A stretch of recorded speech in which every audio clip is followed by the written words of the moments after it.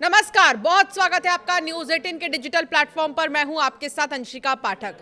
Congo के पूर्वी इटूरी प्रांत में इबोला से अब तक 80 लोगों की मौत हो चुकी है।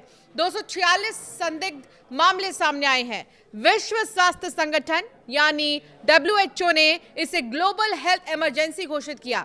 हालांकि WHO का कहना है कि यह महामारी की कैटेगरी में नहीं आता।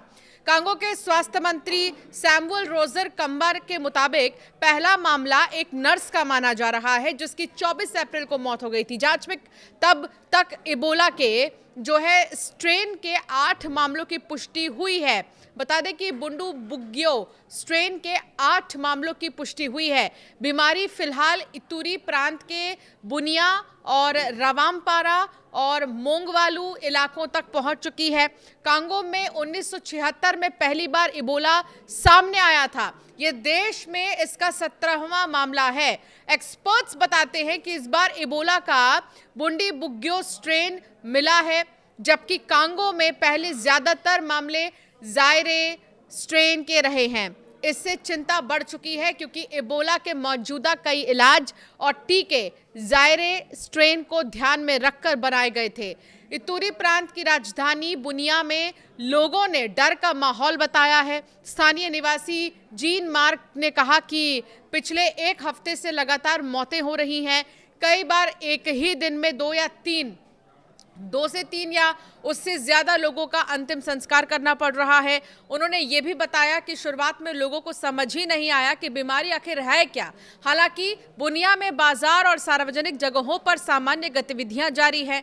पड़ोसी देशों में भी अब खतरा बढ़ रहा है। युगांडा में कांगो से जुड़ा इबोला का एक मामला सामने आया। संक्रमित मरीज की 14 मई को कंपाला के एक अस्पताल में मौत हो गई।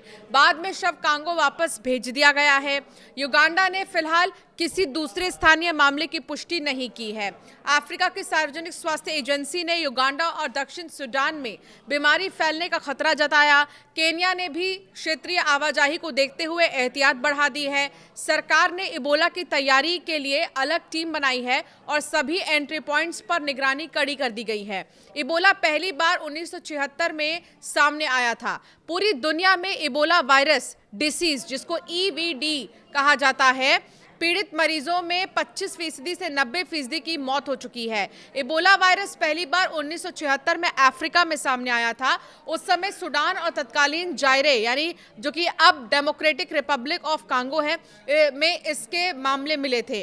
कांगो में जिस इलाके में ये वायरस मिला है उसके पास बहने वाली इबोला नदी के नाम पर इसका नाम रखा गया है। ये जानलेवा बीमारी संक्रमित व्यक्ति के खून, उल्टी और शरीर के दूसरे तरल पदार्थ के संपर्क से फैलती है। इबोला से सबसे ज्यादा प्रभावित देशों में कांगो शामिल है, जहां कई बार इसके मामले सामने आ चुके हैं। 2014 से 2016 के बीच पश्चिम अफ्रीका में फैला इबोला इतिहास का सबसे बड़ा प्रकोप था।